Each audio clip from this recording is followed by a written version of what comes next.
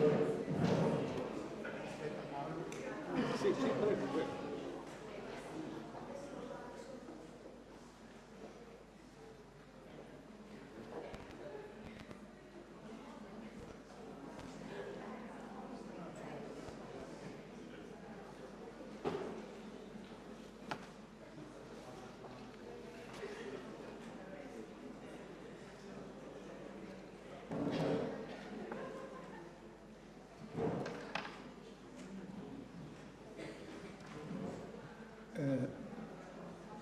Bene, innanzitutto ringrazio anch'io gli organizzatori di questo interessante e stimolante evento, particolarmente i professori, la professoressa Maria Chiara Scappaticcio e il professor Alessandro Garsea, oltre che naturalmente il direttore degli scavi Gabriel Zucht-Riegel, per avermi dato l'onore appunto di presiedere una di queste sessioni. Introduco giusto due parole perché naturalmente non ha bisogno di presentazioni. Il professor Kostas Panayotakis, che insegna latino o classics all'Università di Glasgow. Il professore, l'oratore appunto, è uno dei massimi esperti del teatro latino, in particolare quello comico nei suoi vari generi. La sua ampia competenza, comprovata da una ricca serie di pubblicazioni, riguarda non solo gli autori classici di cui abbiamo commedie integre come Plauto e Terenzio, ma anche echi e influssi teatrali in altri generi, come nel Satiricon, a cui ha dedicato una fondamentale monografia. Ancor più importanti sono i suoi studi sulle forme sceniche non legate alla commedia borghese, come le Atellane e il Mimo, di cui ha curato un'importante edizione dei frammenti di Laberio. Particolare merito del professor Panayotakis era aver focalizzato aspetti linguistici e sociali di queste forme di teatro, sia in relazione a tradizioni sceniche italiche e maniogreche, preesistenti la romanizzazione e quindi particolarmente adatto al contesto in cui ci troviamo, sia formule ed espressioni di linguaggio ripetuto e in particolare anche questo un suo lavoro molto interessante è la raccolta delle sentenze di Publio. Pertanto il tema proposto qui, il cui titolo è Traces of Theatrical Voices from Pompei and Herculaneum and Their Implications, è particolarmente adatto appunto al magnifico ambiente in cui ci troviamo. La parola. Grazie mille carissimo Paolo per la generosissima introduzione. I am very grateful to the organizers of this event for their kind invitation and generous hospitality, and especially for the opportunity I have been given to talk about the material culture in Pompeii and Herculaneum of my two favorite forms of theatrical entertainment, mime and Atellane comedy, in these splendid surroundings. Pompeii and Herculaneum were towns much smaller than Rome, yet of an extraordinarily vivid theatrical life. My aim today is to discuss very few pieces of theater-related material culture, a couple of inscriptions, a graffito, a religious statuette, some masks, and view them not as voiceless things, but as speaking objects. They can transmit to us, through words and images, sometimes faintly, other times more clearly, the enthusiasm of the people of their time for these dramatic performances, their complex, often multicultural and multilingual engagement with these performances, and the significance theatre held in their lives as artists, craftsmen, religious followers, holders of public offices, spectators, and important public figures. And so I begin with an important public figure of this kind and with the two well-known Pompeian herms pertaining to him, namely Gaius Norbanus Sorex, who featured as actor secundarum partium in mime plays, a dramatic form of entertainment that had perhaps the lowest cultural and moral reputation, and the most popular place in the theatrical hierarchy of spectacles from the late Republic down to late antiquity. One herm was erected at the portico of the Temple of Isis, the other at the so-called building of Eumachia with the permission of the Ordo of the city. These herms, dated to the first half of the 1st century AD, are not the only known monuments about him. We also know of a third herm, dedicated by the actor himself, and erected at the sanctuary of Diana Nemorensis in Nemi in the Alban Hills. The text of this third herm, different from the Pompeian ones, allows us to know that Sorex was a member of the prestigious Parasiti Apollinis, an association of artists composed of numerous mime actors. Unfortunately, only one of the three portraits is preserved, the one on the herm from the Temple of Isis, which shows Sorex as a middle-aged, seriously looking man with short hair, perhaps a discreet reference to the stock character of the bald-headed buffoon in mime, the mimus calvus, or the moros phalacros, whom Sorex may have represented in performances.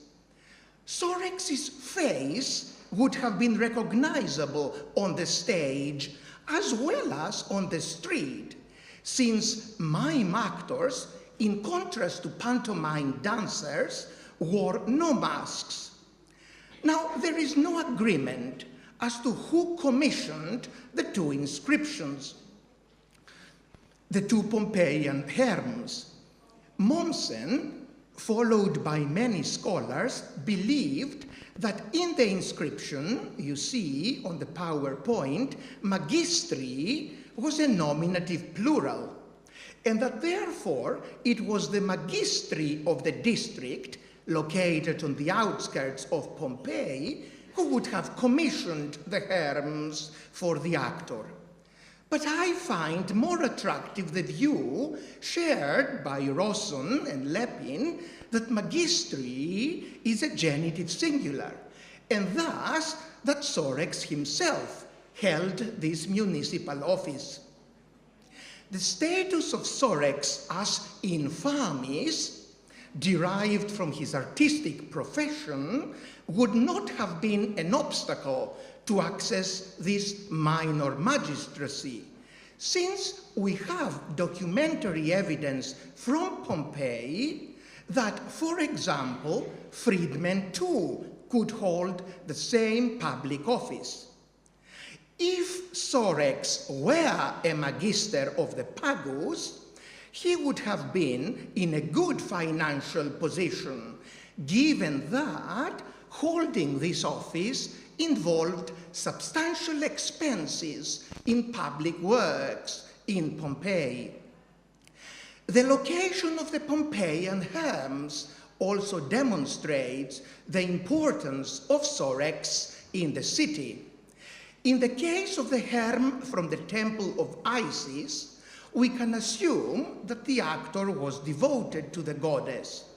Furthermore, like the two mime actors who were commemorated at the Temple of Isis in Philae in Upper Egypt, he may have participated in dramatic performances related to the Isiac cult.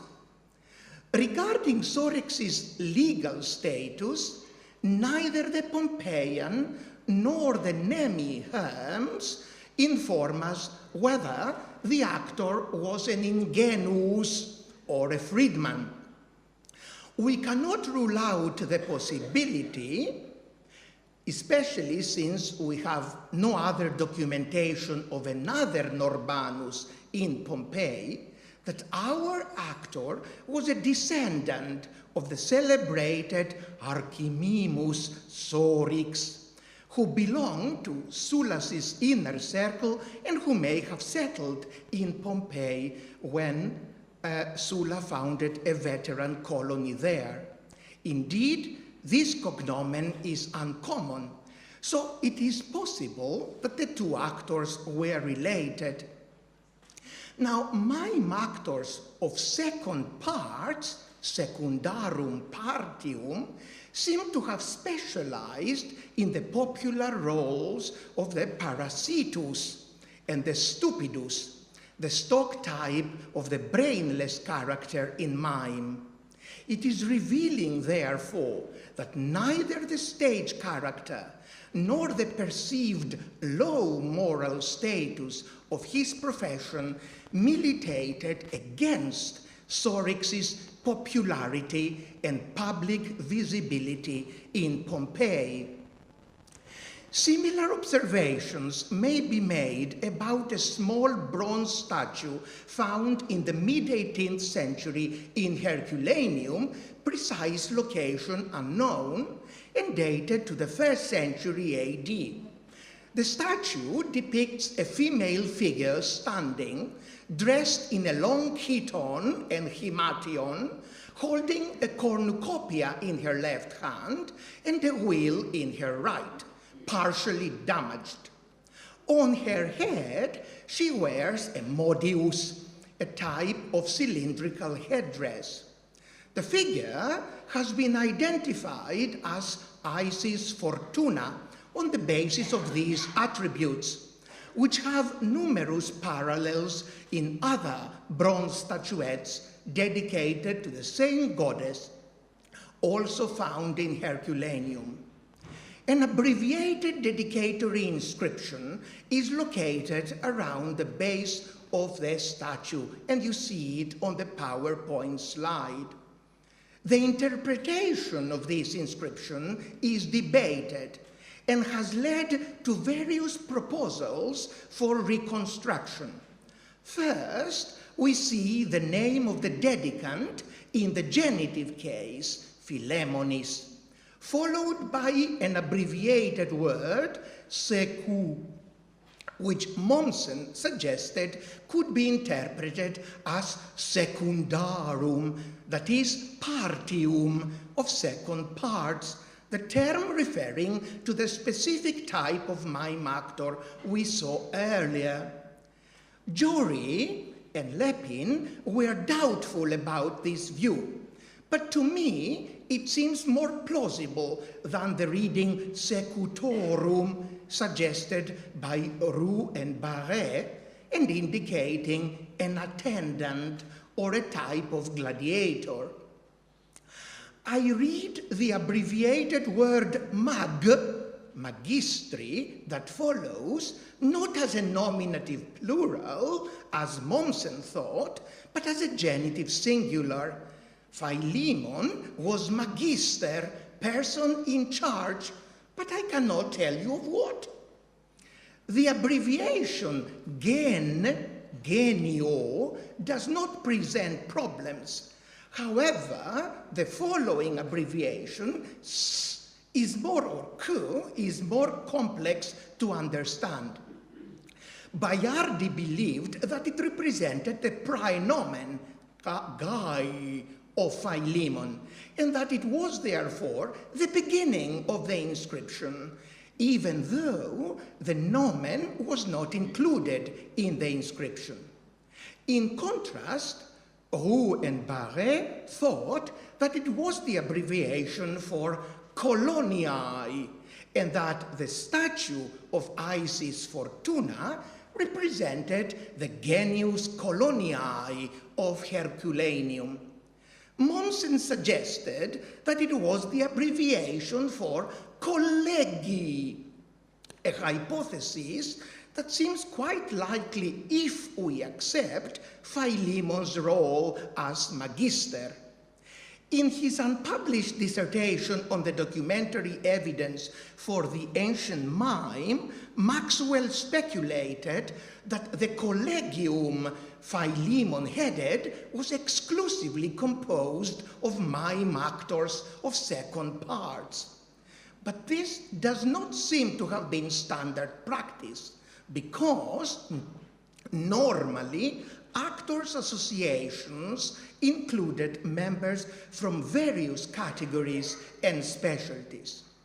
My tentative conclusion then is that Philemon, another public figure related to the mime, made this dedication in his capacity as magister of a collegium of artists to the genius of the association, represented in the form of Isis Fortuna, and that the statuette was likely placed originally in the headquarters of the association.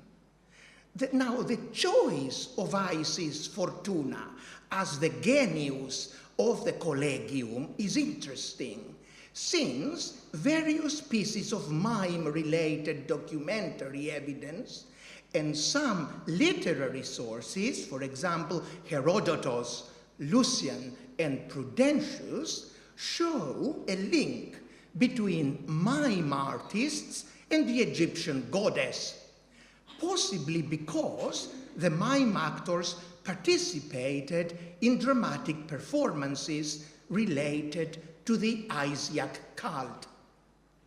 It is possible that the collegium Philemon presided over also took part in similar ceremonies. Regarding Philemon's social status, given his name, it is likely that he was a freedman. He undoubtedly enjoyed significant respect if he were appointed magister of the collegium, but we do not know if he also belonged to the prestigious association of the Parasiti Apollinis. My favorite testimony, though, about the popularity of mime in Pompeii is associated with an otherwise unknown woman, and it has been transmitted to us in the medium of a humble and undistinguished-looking graffito, written along with numerous other graffiti, one of them related to the playwright Terence, on the internal northern wall of the basilica in Pompeii. Initially, the interpretation of the graffito was unclear. Zangemeister, its first editor, believed that a series of marks to the right of the first line were part of the same inscription. He also could not distinguish the letter A of the word mima from the subsequent letters in the second line. Therefore, Bonaria, following Zangemeister's reading, attempted to read the second line of the graffito by reconstructing the word mimaula, an otherwise unattested Latin composite term of Greek origin, documented in only two literary sources, Athenaeus and Hesychius, in the form of the Greek verb mimaulein and in the form of the Greek masculine noun mimaulos. According to Bonaria, the inscription would thus document for the first time an actress specializing in mime who also played the aulos. However, recently, Solin, in a much more convincing edition of the graffito, proposed a new reading of the inscription in question. Isolating the word staphis from the marks that follow, which would belong to a different inscription, and distinguishing the letters of the second line, Solin clarified the meaning of the final part of the graffiti. The inscription, therefore, would provide the name of a mima, a female mime artist, named Staphis, whom I would like to translate Little Miss Raisin. A relatively uncommon name. I found only 3 attestations of it, 2 in Rome and 1 in Siena. The Greek origin of the name suggests that Staphis was a freedwoman or a slave, like the vast majority of mime actresses documented in Italy: Eucharis, Volumnia, Claudia Hermiona, Fabia Arete, Thalassia, Ecloga, Timele, and others. I do not know anything about the life of Staphis and whether she behaved shamelessly, like the very many other allegedly disreputable mime actresses, at least according to the literary sources. But I would like to imagine that the inscription was written by a fellow performer or even by an admirer of Miss Raisin during her lifetime. It is common to find acclaims for famous artists on the walls of Pompeii, especially for pantomime actors, such as Paris and Actius Anicetus, who seem to have been the equivalent of today's pop stars in terms of massive audience impact. On the 4th of January, 1749, during the excavations at Pompeii, promoted by King Charles of Bourbon, the following discovery was recorded in a note written in Spanish and included in Giuseppe Fiorelli's Pompeianarum Antiquitatum Historia. The note goes: "Since the 21st of last month, nothing else has been discovered. This afternoon at dusk, after I informed Your Excellency about the results of the excavations, 15 masks, or rather heads of men and women made of plaster, were found. It seems to me that they were probably used as models." Here ends the entry. These rather heavy masks were originally located in what has been considered to be a workshop where stage props were produced, although it is unclear whether they were intended for the stage or for decorative purposes. The masks, which have not yet received the full-length study they deserve, and were perhaps made as templates for the artisans in the workshop, or to be shown to potential customers, belong to different dramatic genres.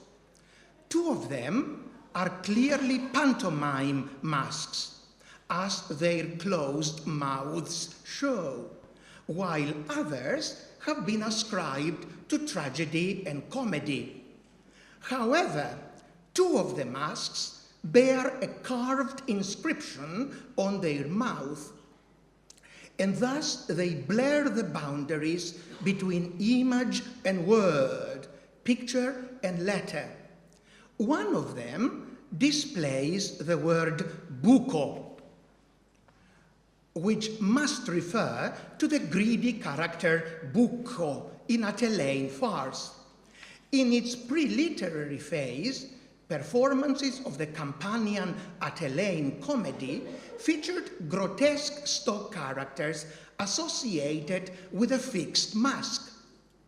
In Plautus's time, there would certainly have been the stupid Macus, the greedy bucco, the gluttonous hunchback Docenus, and perhaps the old man Pappus.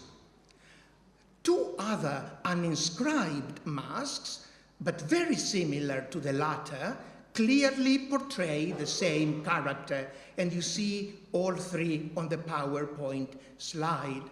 And the third mask, again, without identifying a name, but featuring a grotesque face with a large nose, wide open eyes and mouth, and wrinkled skin, may depict the Pappus. This exceptional find, unique in many ways, attests to the continuity of Atellane farces in Pompeii in the 1st century AD, which is not surprising given its Oscan origins and its close proximity to the city of Atella. Petronius' Trimalchio remarks that he preferred these farces, asking that his company of Greek comic actors perform Atellane plays instead of conventional, more sophisticated comedies. The second mask, with a carved inscription on the mouth of the personaggio, represents a frightful-looking character whose identity has not yet been confirmed. Every single bibliographical source I consulted on this mask, and I have consulted everything that has been published on it, reads the unintelligible word aiao. Thanks to the kind permission of the Ufficio Mostre Direzione Scientifica of the Museo Archeologico Nazionale di Napoli, I examined, under the helpful supervision of Dr. Ciro Donisio, all of these masks for the purpose of the book I am currently writing on Atellane comedy. And I was impressed by the fact that the person who carved the letters on these masks may have been playing with the idea of representing them like teeth. But aiao means nothing to me.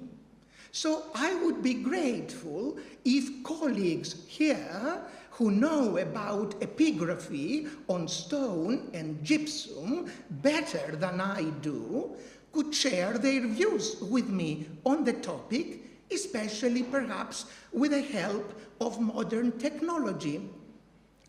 I would be particularly interested in whether the second letter, I think I have reached agreement that the first is an A and the last is an O, and that these are Latin letters, not Greek alphabet letters. So I would be particularly interested in whether the second letter could be read as an E or epsilon, and whether the very small semicircular sign inside the penultimate letter, you can see, yes, you can see that because lo schermo è bellissimo qui, and whether the very small semicircular sign inside the penultimate letter could be read not as a fault of the gesso, but as a C, so that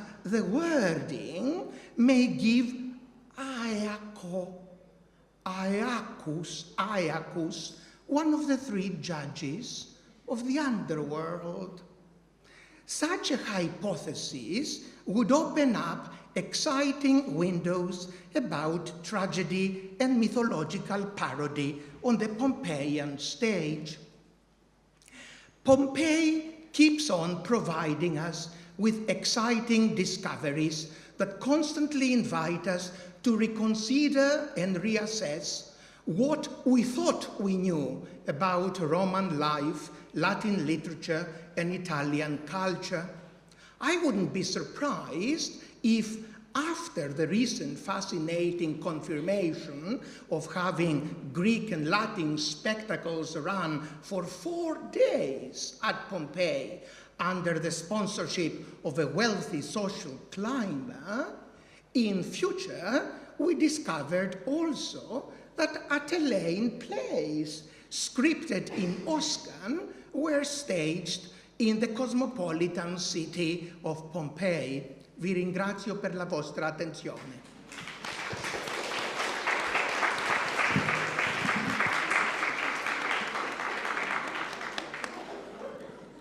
Bene, molte grazie per questa ricca e stimolante comunicazione che ci porta appunto dentro le attività teatrali di Pompei, che sono ben note attraverso l'archeologia e con suggestioni nuove.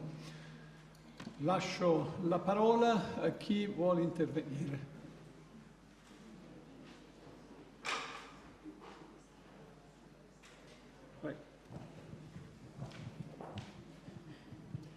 Thank you. Really interesting. I wanted to share with you some ideas on the herm inside the Isis temple, which I have to admit are somehow contradicted by the fact that there was another herm in the building of Eumachia. But I always had but it's somehow supported by the statue from the figurine from Herculaneum, which I admit didn't know. I had always the feeling that the dedication here was not a coincidence, and that the actor was still seen as somehow infamous, and that it has to be seen on the background of two things, I think. One, that the Isis temple was very strictly linked to the theater.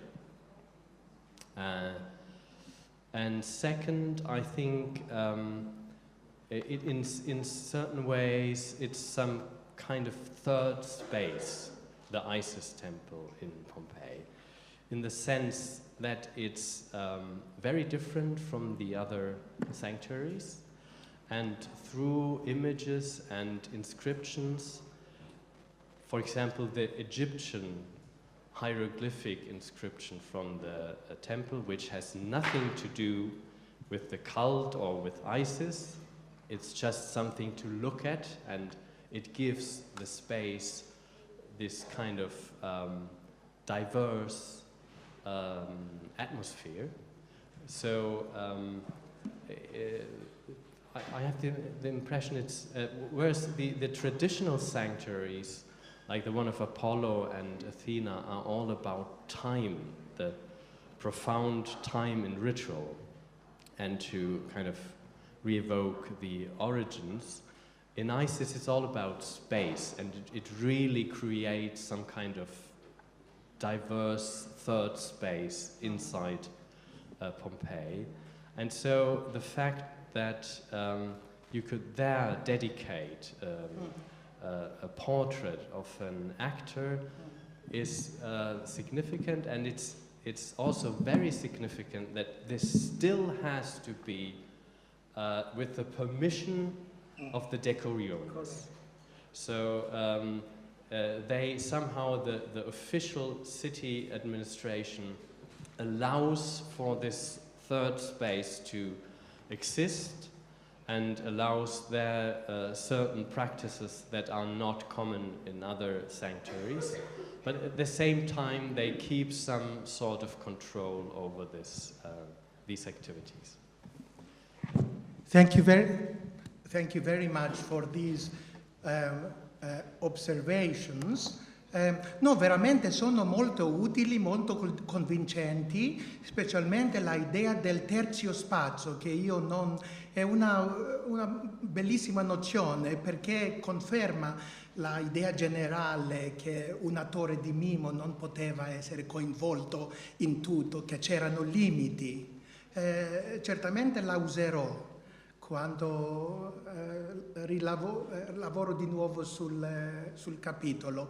E questa idea mi fa pensare anche a Basila, al monumento funebre di Basila in Aquileia, e a lei non è stato permesso di essere stata rappresentata come un'attrice, ma una buona matrona. Allora anche qui c'erano limiti post mortem, però c'è il monumento funebre di Eucaristos in Patara, in Lichia, which we discovered. Abbiamo scoperto questo monumento in I've forgotten my Italian now, 1989, e lui è rappresentato come un mimus calvus. Questo mi ha colpito tantissimo.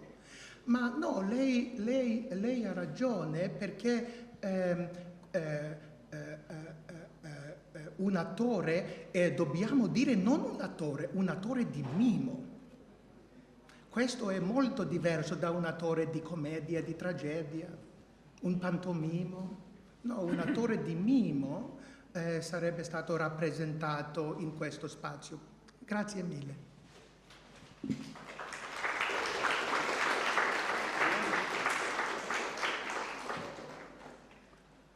Bene, molte grazie. Ci sarebbero molti stimoli sulla sua presentazione. Sì, specialmente su questo. No, Paolo, devo trovare una soluzione su questo. Io sono venuto qui per questo. Dobbiamo risolvere questo problema. Che cosa è questo IAO? Ah, c'è una soluzione! Una soluzione no, però forse una domanda. Non potrebbe essere non una parola, però un suono della voce. Certo che poteva, c'è l'esclamazione ai, ma che cosa è questo O? Guarda, ho pensato per ore su questo, non hai idea. Comunque, la ringrazio. Bene.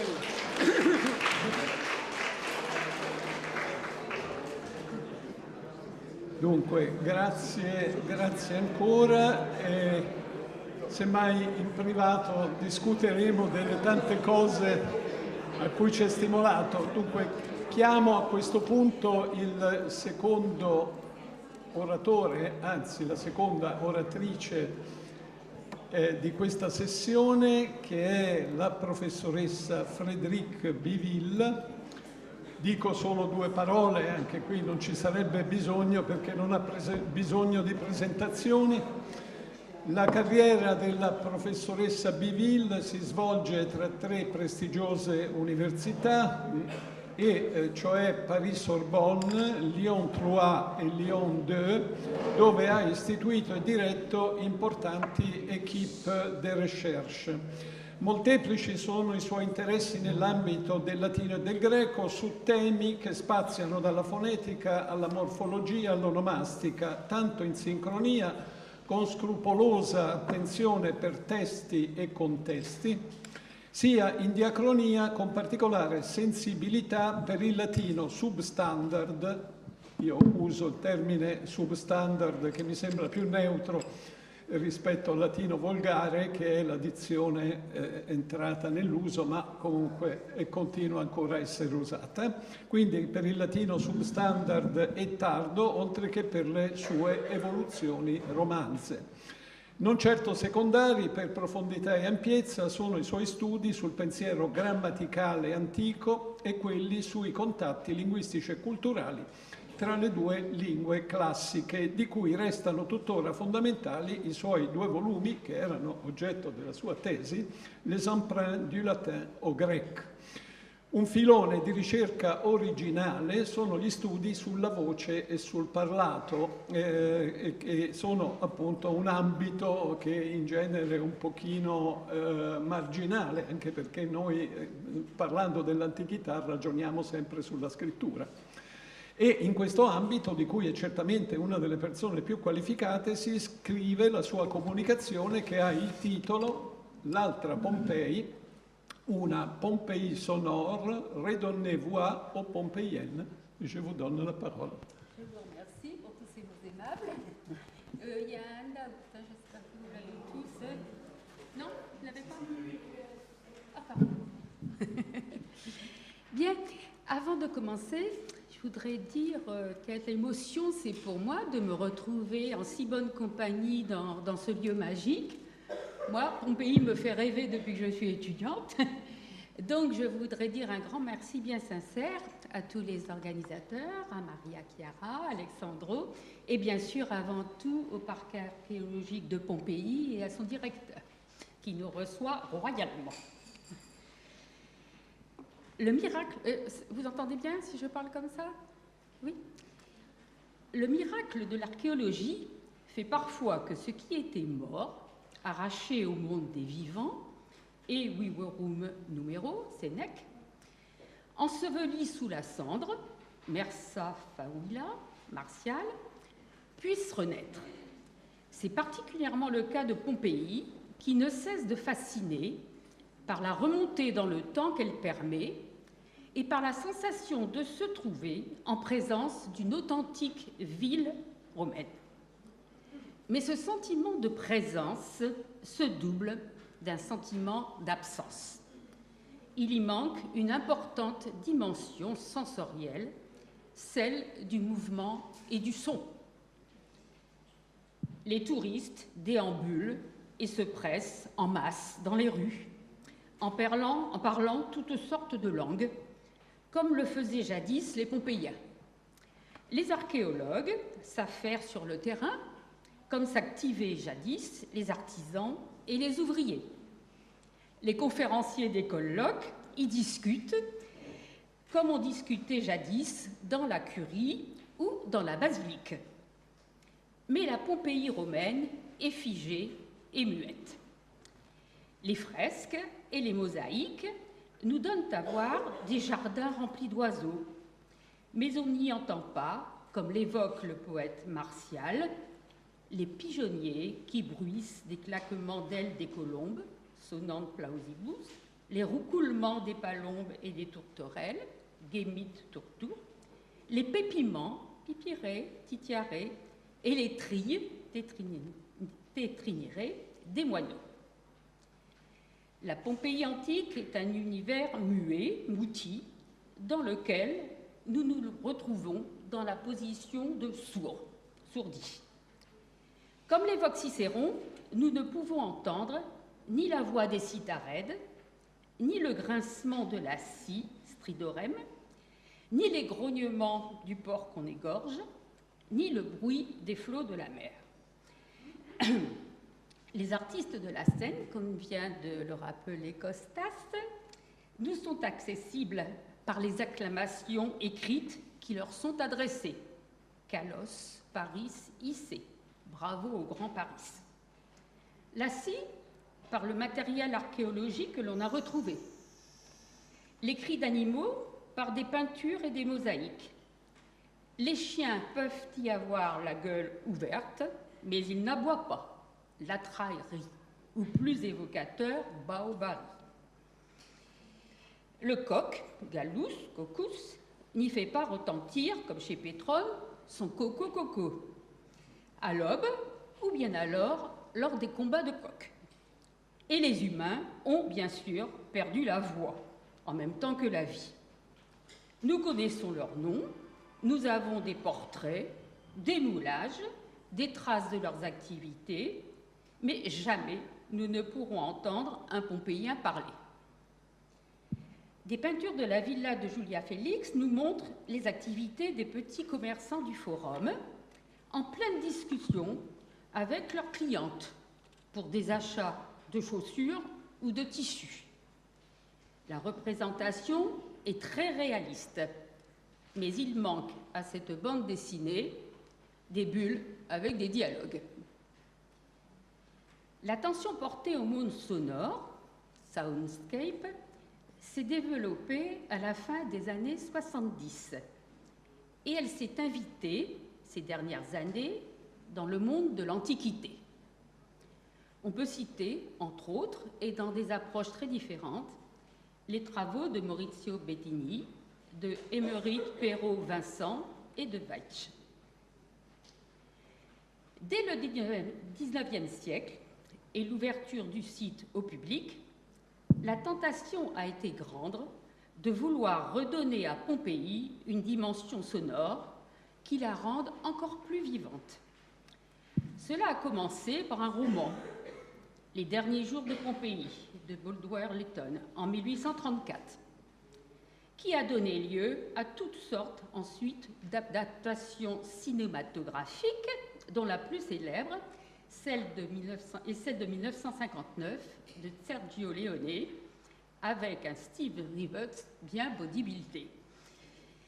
Puis sont venus, avec la télévision, les documentaires fiction, à grand renfort d'effets spéciaux.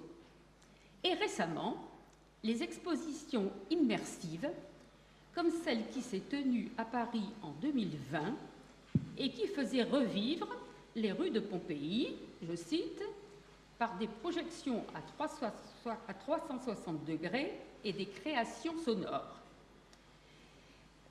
Tous les quarts d'heure, la salle s'éteignait et on entendait le Vésuve exploser. Chaque époque projette sur le passé, en fonction des moyens dont elle dispose, son imaginaire et ses attentes. Comment pouvons-nous, nous, philologues, tenter de reconstituer la bande-son de Pompéi? Pompéi était une petite ville de province. Il a fallu des événements exceptionnels pour qu'on en trouve des témoignages dans les sources antiques. Tacite évoque la sédition de l'amphithéâtre de 59 lors d'un spectacle de gladiateurs où se sont affrontés les habitants de Nucera et ceux de Pompéi. Les propos provocateurs, la schiuia, entre supporters opposés, sont monnaie courante dans les stades. Mais dans ce cas-ci, l'affrontement a pris une dimension politique et a tourné au carnage. Tacite ne dit pas quel type d'insultes, il emploie le mot probra, ont été échangés. Mais les textes et les inscriptions, les textes pétrons en particulier, nous permettent de les imaginer. Les inscriptions pompéiennes en fournissent d'ailleurs un petit florilège, dans lequel les injures à caractère sexuel, mettant en cause la virilité, figurent en bonne place. Fellator, Kinaede, Cacator, etc. Le second événement, évoqué par Sénèque, est celui du tremblement de terre de 62 ou 63, je crois qu'il y a une hésitation. Le texte peut servir de légende sonore au bas-relief du larraire de la maison de Cécilius Juscondius, qui représente l'événement. Sénèque y évoque les secousses telluriques, très mouérées, qui disloquent toutes les maisons, qui s'écroulent, rouites, dans un grand fracas, crépouéroute. Les statues qui se fendent en deux, dit Wisas, et la peur panique, Timor, qui fait perdre à certains la raison. Le troisième événement documenté est l'éruption du Vésuve, bien sûr, en 79, rapporté par Pline le Jeune et par Dion Cassius. Les deux lettres de Pline sont très connues, mais si on en fait une lecture sensorielle, on constate que la première est celle d'un témoin oculaire, deprenderat oculis. Dans la seconde, au contraire, Pline se retrouve au cœur du drame, quand il partage les interrogations et l'angoisse de tous ceux qui fuient. Et quand la nuit noire s'abat sur eux, nox, il ne reste plus dans la description que les notations sonores. On entendait les hurlements des femmes, ululatus, les pleurs des enfants, quiritatus, les cris des hommes, clamores. Et seule la voix permet de retrouver les siens, vocibus. Quant à Don Cassius, c'est l'évocation sonore de l'éruption du Vésuve qu'il documente. Dans une perspective naturaliste et épique, il évoque les bruits, les mugissements, les grondements en écho, le fracas et les sons de trompette. En dehors de ces témoignages ciblés, nous ne pouvons faire appel qu'à notre imaginaire culturel, nourri de lectures antiques, pour tenter de recréer l'univers sonore de Pompéi. Deux œuvres contemporaines des dernières années de Pompéi sont particulièrement riches d'évocations sonores, les épigrammes de Martial et le Satyricon de Pétrone. Martial nous fait entendre les bruits de la ville, bruit de la circulation routière, rota, rythme cadencé des rameurs sur le fleuve, qu'est le mât, et cris des haleurs, clamors. Groupe de passants qui rient trop fort, risus turbae. Procession iliaque avec leur sistre, sistrata turba. Cris du maître d'école ou du licteur, clamosie. Clameur de l'amphithéâtre, clamor furit. On trouve aussi quelques évocations ponctuelles, plus originales. Les dés que l'on agite dans le cornet, sonate fritilis. Le cliquetis, arguto sonate, du cercle métallique du cerceau. Le marteau qui résonne sur l'enclume d'un forgeron en train de fabriquer une statue équestre, percussis incudibus. Ou encore les diverses productions physiques indésirables, excusez-moi, paix, ro, gonflement, tout, dont ne se privent pas ses contemporains. Toutes ces évocations sonores peuvent trouver un écho dans ce que nous offre Pompéi. Pétrone est sans doute le plus pompéien des auteurs. Son roman présente bien des parallélismes avec Pompéi. On pourrait presque dire que Pompéi sert de décor au roman et que le Satyricon fournit les personnages et les scénarios, mais en les grossissant, bien sûr, et en les détournant. On peut ainsi évoquer, par exemple, la peinture murale du chien de garde de la maison de Trimalcion, Cawe Canem, le nom même de Trimalchio et son grossissement épique par rapport au Malchio épigraphique, ou encore l'évocation des combats de gladiateurs avec Pétraïtès ou Tétraïtès. Le forum de Pompéi est à jamais vidé de ses foules et de bruit que généraient ses activités. Mais la franchie Ganymède, chez Pétrone, le fait revivre en évoquant le politicien Saphinus du temps de sa jeunesse et en détournant les codes de la rhétorique. Quand il déclamait au forum, sa voix s'enflait comme une trompette, tamquam tuba. Le nom Saphinus, d'origine samnite, est attesté dans l'épigraphie de Pouzol. Le Satyricon est saturé de bruit, soni, de cris, clamores et de voix, woques. Il offre aussi une foule de petits détails sonores de la vie quotidienne. L'archéologie nous a familiarisés avec les portes en bois calciné des maisons d'Herculanum. Pétrone nous fait entendre les bruits que frappe le licteur contre la porte, percutit, la porte qui s'ouvre quand on la pousse, impulsum, et les grincements qu'elle produit, crepuit. Nous connaissons par les objets retrouvés et par leur représentation peinte les flacons de verre et l'argenterie qui ornaient les tables des riches pompéiens. Pétrone met en scène des accidents domestiques et leurs dimensions sonores. Le verre qui se brise, fregerunt, la table qui se renverse avec son argenterie, qu'équidite. Dans les graffitis, les voleurs subissent les malédictions des Pompéiens. Dans le Satyricon, on entend en direct les cris des victimes. Magna vociferatione clamavit. Bien d'autres témoignages, et chez d'autres auteurs, peuvent encore apporter leur pierre à cet essai de reconstitution de l'univers sonore pompéien. Sénèque, par exemple, évoque avec précision les différents types de sons, vocum, qui émanent de l'établissement thermal au-dessus duquel ils se trouvent.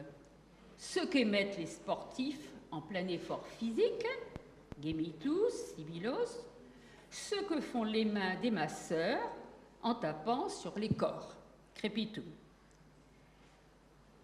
On ne peut, dans les rues de Pompéi, en voyant les ornières provoquées par le passage des chars, ne pas penser à la célèbre satire 3 de Juvénal et aux embarras de Rome, avec son défilé de chars et de chariots, Aedarum, Seraco, Plaustra, qui a du mal à passer dans les rues étroites, et les conséquences sonores de ces attelages bloqués dans les bouchons, convicia mandrae. Les témoignages littéraires permettent aussi de mettre des noms authentiques sur les réalités matérielles que nous donne à voir l'archéologie. Et à ce propos, je me suis toujours demandé pourquoi à Pompéi on parlait de termes alors que le mot dans les textes n'apparaît que plus tardivement. Enfin, il est surtout utilisé à partir du IIe siècle. Pourquoi ne dit-on pas balnéa? Autre question, je m'interroge sur le terme thermopolium, qui est très symbolique de Pompéi, évidemment, alors qu'il n'est attesté qu'au IIIe siècle avant Jésus-Christ, chez Plaute, et sous la forme thermipolium. Il n'est pas attesté ailleurs, et il n'est pas attesté en grec. Donc j'aimerais bien savoir l'historique du terme qui l'a fait choisir pour désigner ce type d'établissement. Passons maintenant aux voix des Pompéiens, telles que nous les font connaître les traces écrites qu'ils ont laissées. Comme le rappelle Quintilien, chacun a sa propre voix, propria vox, et l'on peut reconnaître chacun à l'oreille, précisément par sa voix. La voix agit donc comme une signature vocale. De nombreux Pompéiens ont signé leurs écrits, mais nous ne pouvons pas leur assigner des voix dans leur matérialité sonore, sonus vocis. Nous ne saurons jamais s'il y avait un accent propre aux habitants de Pompéi et comment il se situait par rapport aux critères rhétoriques de la latinitas, de l'urbanitas et de la rusticitas. Mais nous disposons d'un très riche patrimoine, riche et varié, écrit, en particulier de plusieurs milliers de graffitis qui nous permettent d'entendre parler les personnages dans leur façon de s'exprimer, à défaut de pouvoir les entendre acoustiquement. Ces graffitis nous transmettent un niveau de langue parlée familière, un latin dont on dit qu'il est oralisé, qui nous met directement en contact avec des situations d'interlocution. Elles mettent en scène les personnes de l'interlocution, toi, moi. On y trouve des adresses directes à l'interlocuteur sous la forme d'interjections, de vocatifs, d'impératifs. Ou allez, salut, da fridam, donne-moi de l'eau froide, tene scalam, tiens l'échelle, manu mincer, mets la main à la pâte, allez, dépêche-toi un petit peu. Active-toi.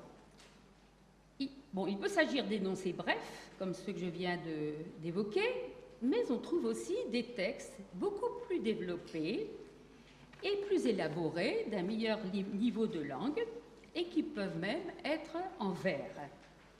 Il y a quelques exemples dans l'exemplier. Nous trouvons aussi des scènes de dialogue graphique.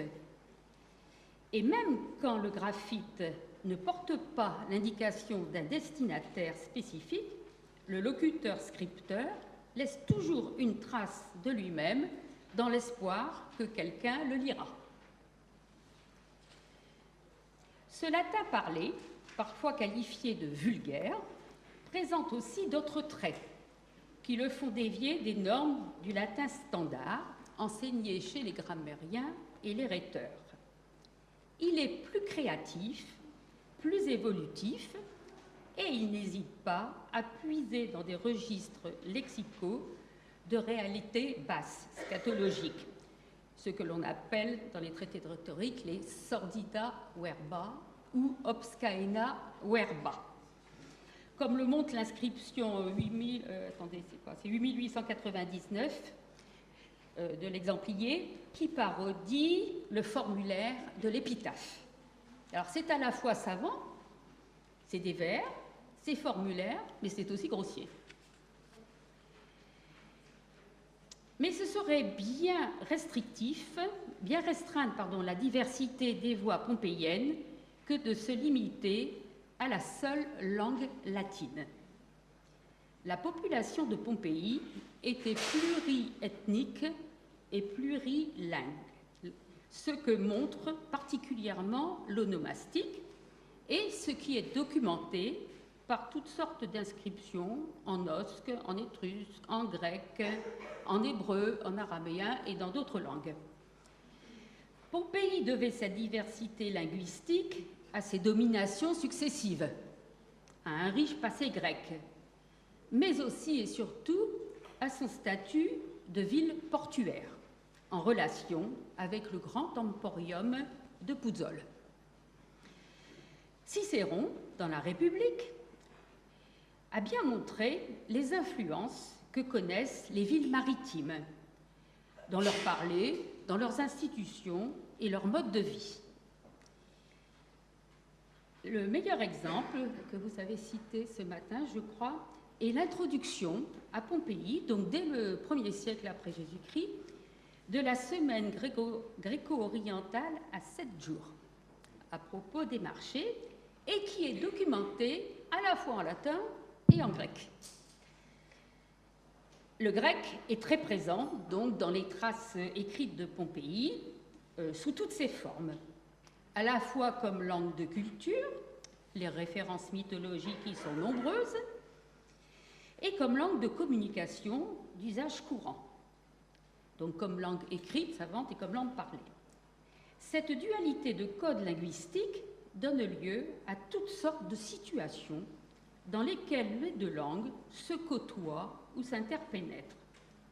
Une même réalité peut s'exprimer dans l'une ou l'autre langue, futuere ou calane. Le grec peut être écrit en caractère latin, comme le latin peut l'être en caractère grec. On peut passer d'une langue à l'autre au cours d'un même énoncé. Il en résulte parfois des ambiguïtés d'attribution à l'une ou l'autre langue. Et on pourrait citer d'une manière plus générale le cas du mot amphithéatrum, dont on a bien du mal à dire s'il est de création latine ou grecque. Enfin, il faudrait pouvoir en parler plus longuement. Dans un registre moins noble, dans l'inscription 2319, on a longtemps cru que le mot lasphé était un mot grec. Et je crois que c'est l'interprétation qui figure dans le thésaurus, si j'ai bonne mémoire. Avant que l'on s'aperçoive, que l'on comprenne qu'il s'agissait en fait de latin en verlan, puisque c'est félas. Les Pompéiens continuent, à travers leurs écrits, à nous parler et à parler entre eux. Mais Pompéi n'en reste pas moins muette. Tenter de lui redonner une dimension sonore a-t-il un sens? On peut en tout cas, dans la mouvance de l'anthropologie du sonore qui se développe bien en ce moment, et en se fondant sur ce que nous offrent conjointement l'archéologie et les textes, tenter de proposer une reconstruction, une anthologie du sonore qui peut correspondre à l'univers pompéien.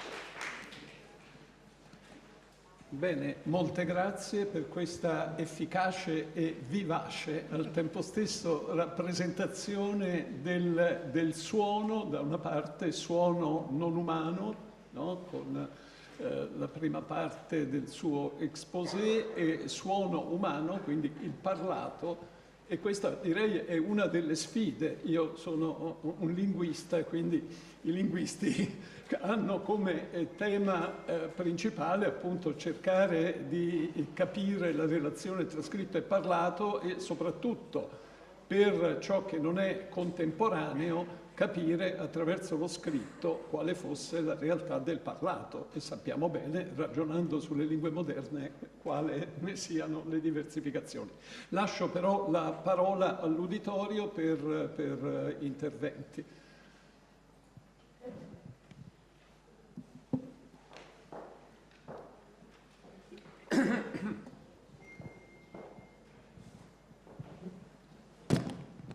Io in realtà il mio intervento è soltanto ringraziare Frédéric Biville per questa lezione meravigliosa, meravigliosa e potente, perché insomma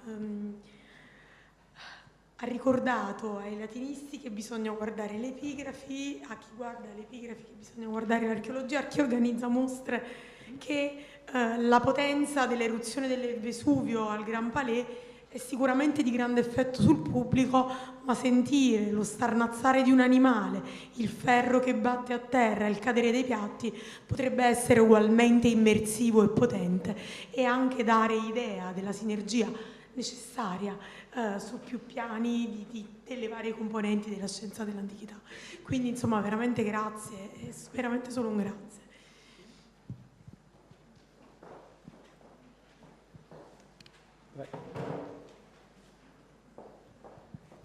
Ho molto apprezzato la sua sezione su Petronio.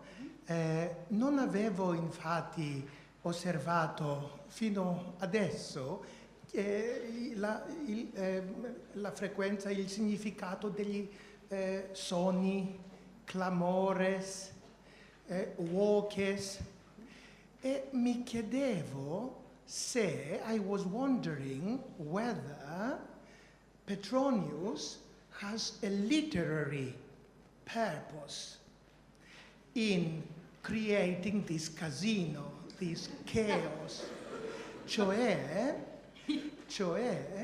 che forse lui Encolpius the narrator needs to be shown more vulnerable than Trimalchio. These sounds are happening, I mean, he's totally disorientated. He's feeling lost.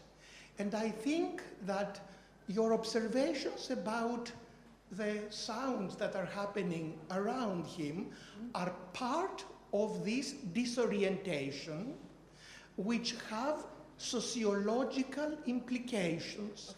Cioè, non è Encolpio che resterà in questa società.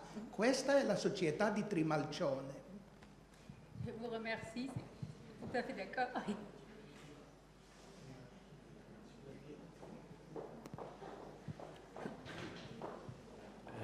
Grazie, allora mi chiedevo, va bene in italiano? Italiano? Ok. If you don't speak too quickly. Ok. Or in English. Allora mi chiedevo, innanzitutto penso che il numero delle persone che vivevano a Pompei incide molto su tutto il discorso, e se consideriamo per esempio i posti nell'anfiteatro, possiamo immaginare la potenza anche dell'esperienza sonora.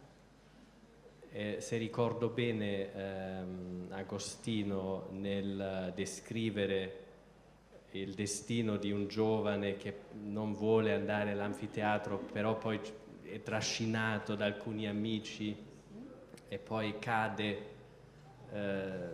al fascino, alla passione, non tramite quello che vede, perché chiude gli occhi. Agostino dice purtroppo non poteva chiudere le orecchie, e dunque è un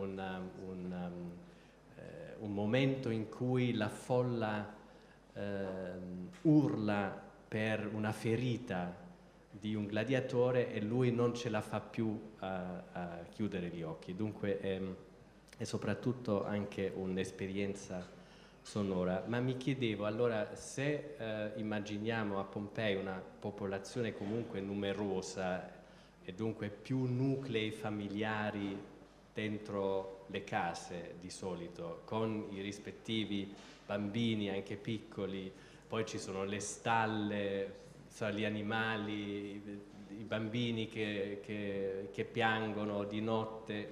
Penso che dobbiamo immaginare un continuo rumore di fondo nella città, ma soprattutto come funzionava, se c'erano dei discorsi, per esempio sul foro, perché immagino che chi stava dietro, se c'erano migliaia di persone senza microfoni, sappiamo qualcosa di come arrivava poi il messaggio? C'erano quelli che ripetevano, dovevano fare delle pause, non so, ci sono degli studi su questo tema?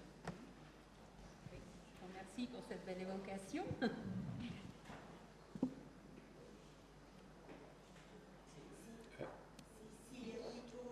La question c'est plutôt, puisqu'on doit imaginer il y avait beaucoup de rumeurs.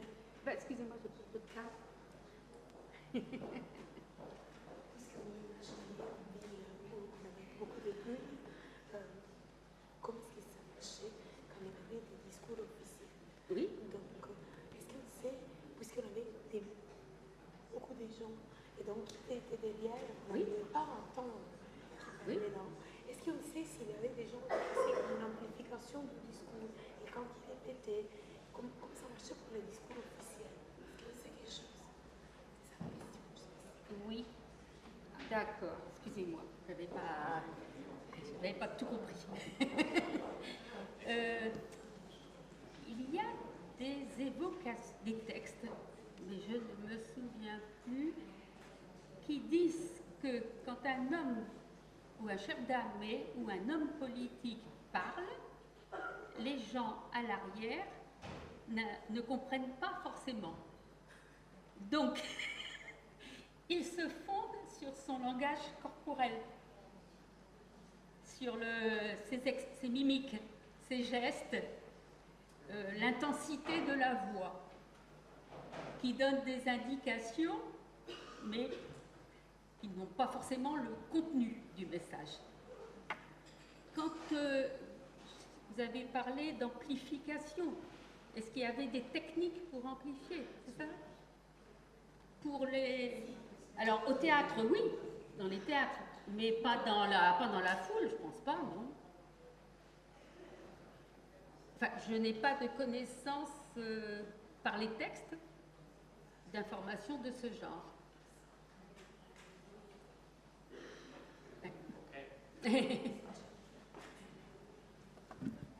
No, merci.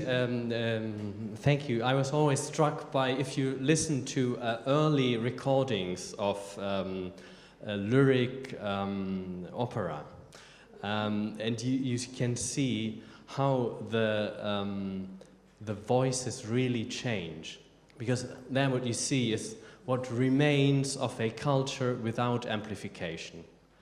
And it's much more expressive. It often seems to us today exaggerated.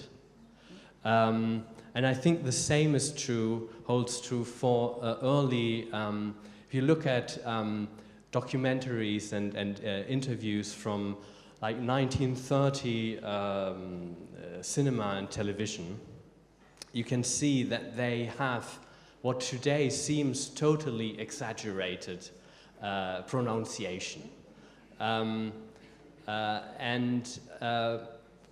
Probably this is somehow also reflected in the written culture, I imagine. And so I think we should read, for example, the speeches of Cicero. We know it's somehow literary, but it wants to evocate this situation. So probably he makes certain choices to make it seem as though pronounced in a public space where you had to take into account this type of acoustic environment.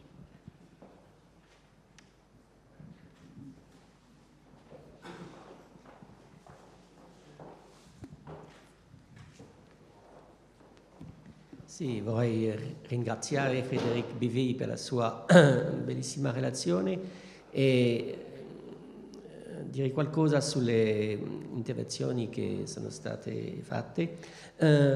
Ha parlato di Sant'Agostino e mi ricordo che nei nuovi sermoni d'Olbo c'è intervenzione di Agostino chi chiede di evacuare questi cani che fanno rumore nella chiesa, dunque c'è.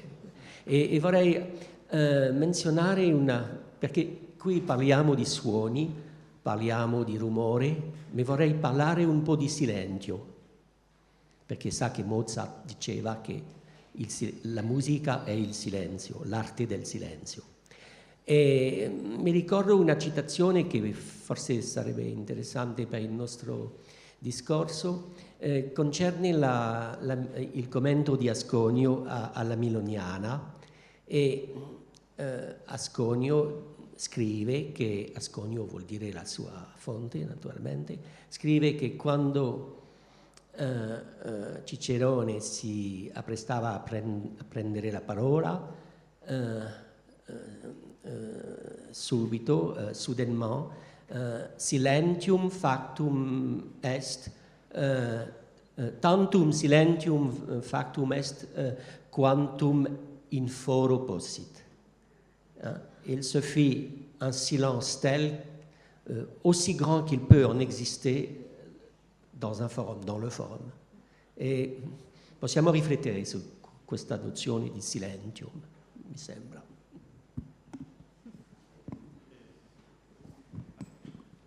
Al tempo stesso sappiamo proprio che nelle tecniche oratorie c'era proprio questo lavoro molto grande sulla respirazione, e Cicerone stesso aveva avuto problemi di salute perché non riusciva a star dietro a questo, per cui sicuramente c'era un grossissimo sforzo fisico anche che veniva richiesto probabilmente per mancanza di silenzio adeguato.